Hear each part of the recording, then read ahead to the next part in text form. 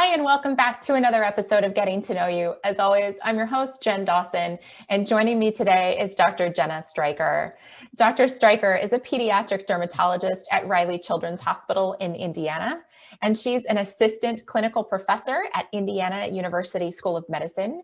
She is heavily involved with PeDRA and recently began co-chairing PeDRA's Birthmarks Focused Study Group. Thank you so much for being with me today, Dr. Streicher. Thank you, Jen. I really appreciate you taking the time. Absolutely. So let's get started by giving us a little bit of your background and how you came to pediatric dermatology. So I was in medical school here in Indiana, in Indianapolis, and was really interested in going into a field in pediatrics. And I was lucky enough to actually have a short rotation with Dr. Anita Haggstrom.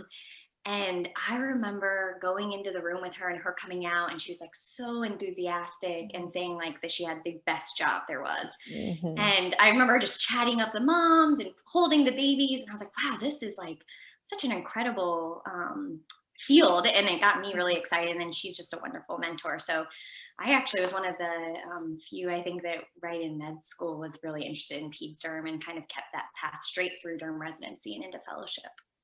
And then I went down to Atlanta to Emory and did my dermatology residency there and had wonderful mentors there. So Dr. Mary Streicher and Dr. Leslie Lawley, who kept my enthusiasm for pediatric dermatology going throughout residency. And I'm so grateful to them as well. And then matched into fellowship in Philadelphia at the Children's Hospital of Philadelphia and spent a year in fellowship there. Again, just had such amazing mentors and worked with so many, different pediatric dermatologists, which was great. And then stayed on faculty there for 3 years and then recently moved back to Indiana and I joined Anita Haggstrom. So kind of made a big circle back and it's wonderful getting to work with her here. How exciting that you were able to come full circle and rejoin Dr. Haggstrom at Indiana. That must have been pretty exciting for you. Yeah, it's great. She's just such an amazing colleague and has been so supportive throughout. But it's nice. It's so nice to have someone that's been out so long too when you're junior faculty, and you just can't underestimate having someone who's, seen most things and at least someone to talk with about things. And so I'm really lucky to have her. Yeah, she's a wealth of information and she's really been a fixture in PeDRA for a long time. Yeah. Can you talk a little bit about your work in birthmarks and your specific research areas?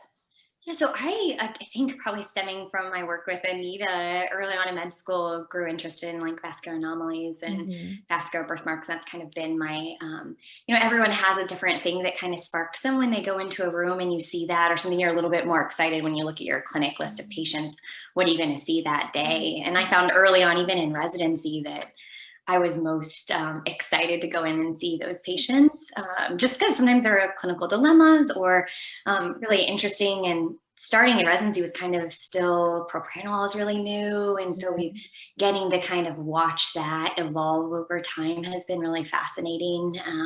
There's still we're learning so much, but still so much to know and to gather. And so I think that became my area in fellowship. And then when I stayed on at CHOP as faculty, kind of continued to do research there. And then within PeDRA, was so fortunate to get to work with Dr. Droley and looking at the overgrowth syndromes and kind of studying the genetics behind that. And she was a wonderful mentor. As one of those opportunities that, for all med students out there or residents, if there's someone at your institution that maybe there isn't someone that's doing something you're interested in, peds derm is just a wonderful resource. Everyone's so nice and welcoming. And I actually went up to Dr. Droley, despite being super nervous when I was just still a fellow, and said, hey, I'm interested in overgrowth. I'm seeing them in clinic. I'd be really interested in working with you and learning from you. And I think, she, of course, was so enthusiastic. And so it's kind of my first time kind of going out there and with someone that wasn't at my current institution. And worked with her. So that was kind of one of my big projects within the Birthmarks group. And then I worked on some smaller, we just finished up the ulcerative hemangioma project that Dr. Fernandez was working with, which is exciting and just got published. So lots of really interesting projects going on. Oh, there's so much I want to talk about with just that answer. Dr. Streicher, I think your story about going up to Dr. Drolet and sort of being nervous, but having no really introduction and not having been a part of our institution, like really highlights what PeDRA is all about. Mm-hmm. I mean, I see it happening, and I know you have too, at the PeDRA meetings where people just, no matter what stage of career, no matter what kind of projects people have worked on, everybody's mingling and working and talking together. And there seems to be true inspiration that some of those senior faculty members are taking from our young members, and just as much as our young members are taking from our senior faculty, which is just so exciting to sit back and watch. Yes, it is. And especially with such a small field, it's really important. I mean, the senior faculty can't do it all, and we have to kind of pass, and I think the junior faculty are really engaged. And I think this is the time where, it's nice to be able to have them as your resource to kind of help guide you at the beginning. There's so much to learn, even just grant writing. I mean, I think with Dr. Drolet and Dr. Siegel, like working with them, just even if things aren't successful, just going through the process is really important. And I think just highlights too that even if you don't have it at your own institution, everyone is so willing to step up and help you. We need more pediatric dermatologists. We need more people doing research. And so everyone's really happy to help you along the way. I love what you just said there about even if the project isn't successful, it's still really valuable. And I think that's so true. And I think that it's so intimidating to think that you're going to be launching a project that could potentially fail. And that's the last thing anybody wants to do. But there's so many positives that our group in particular seems to really take away from those types of projects that just really like fuel the success of future projects. Yeah. And I think you're not like thinking outside the box and doing enough research if you haven't had failures. I mean, I think we all, come up with ideas and then try, and sometimes things fail. And I think, from early on, learning that and learning that there is positives that come from those experiences, they build up, and then you try not to make the same mistake the next time. Yeah, totally. Yeah. Something we all strive for. Yes. Yeah. So can you go back a little bit and talk a little bit more about the project that you worked on with Dr. Fernandez Faith?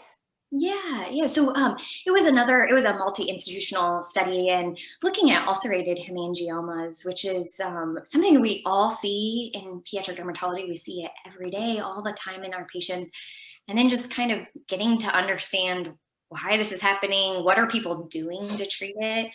Something that's very common in our field, just because of, small numbers and everybody training in different places. We all tend to have different ways of doing things, especially when we don't have evidence to back up what we're doing. And so that's what I think is so important about PeDRA, is actually gathering true evidence and true data to help guide us. It is really hard when you're speaking with parents and they ask you a question and you're like, well, we're doing this because we just are doing this. This is what we've done.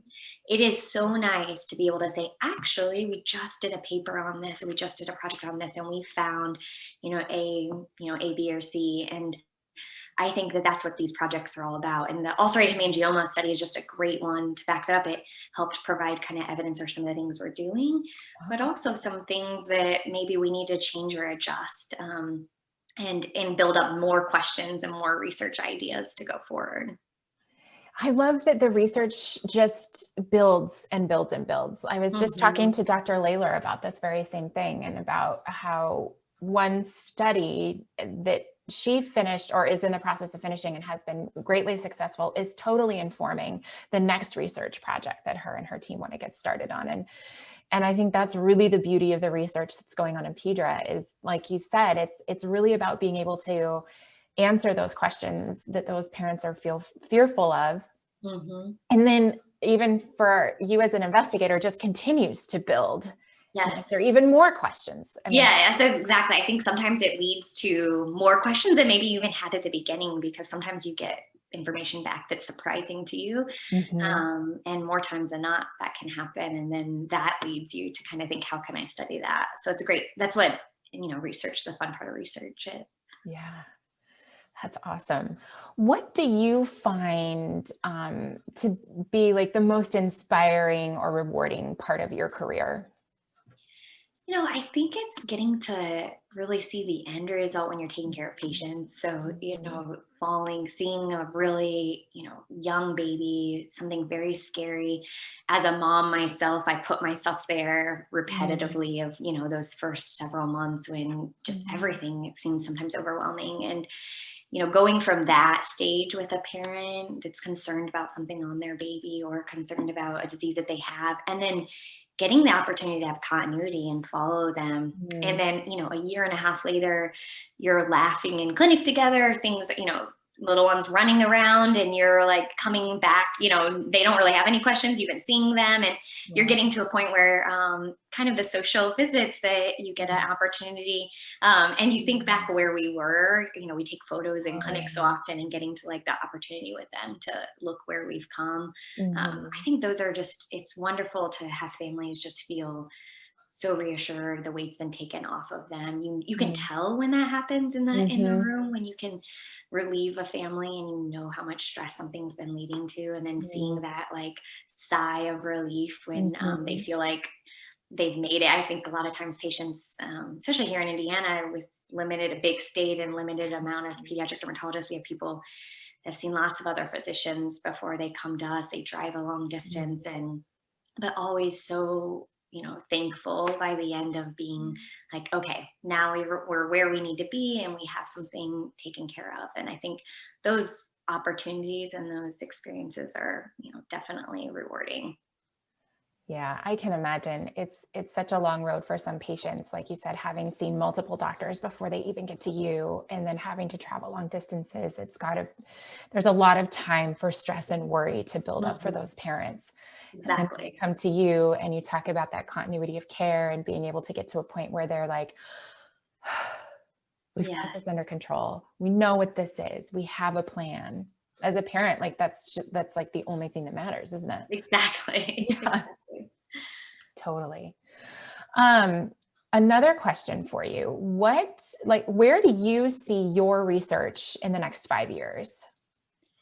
Yeah, so I have young ones at home, so I've been in this like new balance of figuring out Ah, how yeah. to, and then moving to a new institution. But I'm starting to feel like, and then pandemic and everything, there's been a lot in the last. But I feel like my feet are starting to get under me a little bit more and starting to sleep a little bit more at night, and That's the um, key to and so everything. yes, yeah, and so I think continuing to work within the Birthmarks group. Mhm. We're having, these quarterly meetings and starting to get into some new projects going and starting to get more involved with those and hopefully getting some new things to kind of work towards through the next. But continuing my interest in vascular anomalies and vascular Mhm. birthmarks is kind of where my plan is going forward. And I'm so lucky to have Dr. Haggstrom as a great resource with that here and continuing those kind of research studies. I think every day in clinic, I'm starting to see those questions and starting to jot those things down and thinking about some new projects that we can go with kind of long term, short term, and long term over Mhm. the next few years. I love that. That sounds like it really just fits beautifully with the vision and the mission of the Birthmarks group and where you Yeah. all be heading and bringing in those new ideas. I love that you're jotting your questions down and thinking it through before you can even get to the group time with the PeDRA Yeah. network. Yeah. I mean, I think parents are like the inspiration for a lot of things, right? They Oh say things yeah. sometimes and you're like, wait a minute, like that's, or you see something and they mention something and you start thinking like, wow, I've seen this over and over, but I'm Mhm. not sure what this is or why this Mm. is happening. And I think that's kind Mhm. of the inspiration for research. Oh, totally. So we're coming to the end of the interview, and I wondered if there's any sort of hidden talent or something about yourself that you may want to share with the network. I am like a super bookworm. I don't know if this one's been, but I worked as a librarian when I was like Oh 13. my God. That was my like but ever since then I'm like grew this like passion for children's books, like picture Oh, books. oh, cool. And now having my own like little girls. We are super into like reading, finding them all.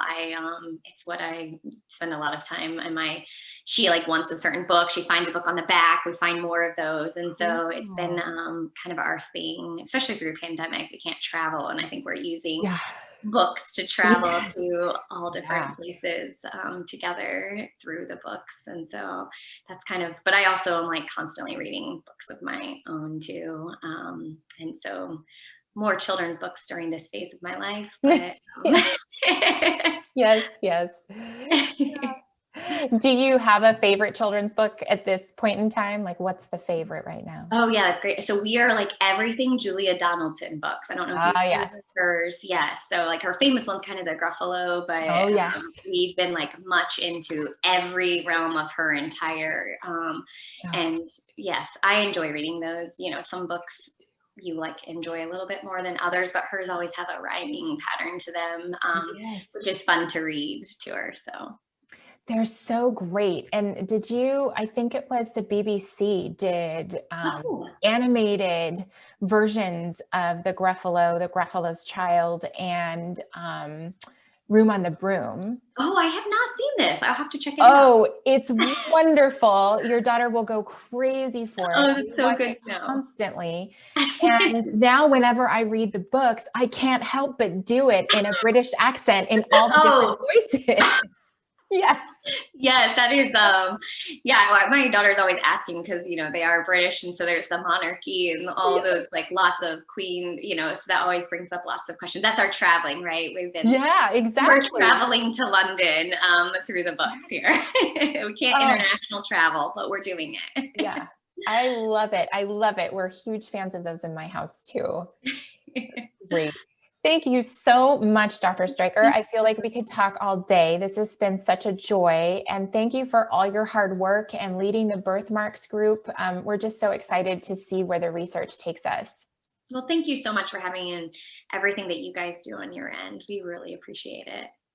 A big thanks to Dr. Streicher and all her hard work within the network and what she's doing in Indiana.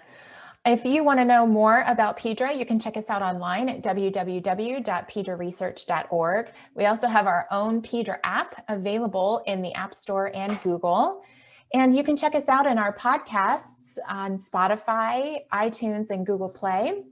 You can also find us on Facebook at facebook.com/PeDRaResearch and Twitter at PeDRA Research. Thanks for joining us, and tune in next time.